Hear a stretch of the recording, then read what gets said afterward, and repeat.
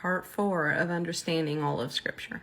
How I can prove that Jesus was the firstborn of the Father. The Son is the image of the invisible Theon, the firstborn over all of creation.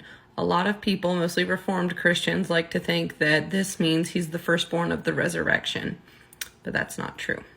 Here you can see that it's Theo, that he is the image of the Theo, and imaged there just means representation.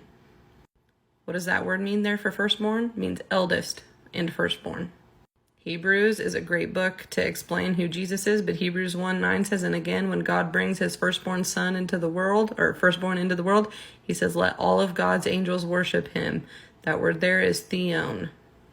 Colossians 1:15 through 20 here in context explains. It says that he is the firstborn over all of creation, for in him or through him or by him all things were created, things in heaven and on earth, visible and invisible, whether thrones or powers or rulers or authorities, all things have been created through him, and for him. He is before all things, meaning before all things were created, he was there with the Father. Remember John 17, give me the glory that we had together before the creation of the world. He is the beginning and the firstborn from among the dead. The word there can also mean firstborn among the mortals, among mortals. Another mistranslation, whenever you see my highlights in red, for God was pleased to have his fullness dwell in him, what it actually says. The word God have his fullness, it was to have the fulfillment, the completion, the full completement. Okay, what is Jesus? He didn't come to abolish the law, but to fulfill, to complete.